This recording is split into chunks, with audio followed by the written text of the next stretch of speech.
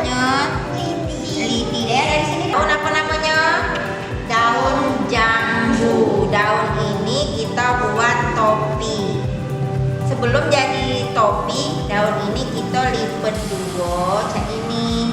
Nih, kita lipat dua, diratokan ininya. Nih, kita lipat dua, terus kita lipat lagi sampai habis. Kita lipat jadi berapa? Dua. Lipat dua.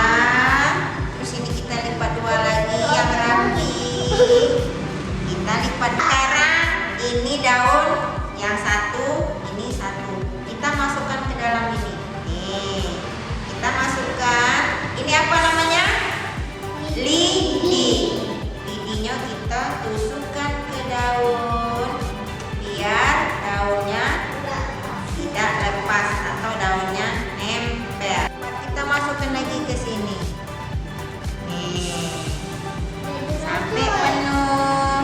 Kita tusuk lagi pakai lidi. Dulu ya, pelan-pelan kita tusuk lagi pakai lidi. Nih, sudah ada berapa daunnya? Tiga. Tiga.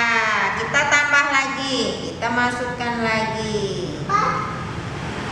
Kita tusuk lagi pakai lidi sampai habis daunnya biar bisa dibuat jadi topi.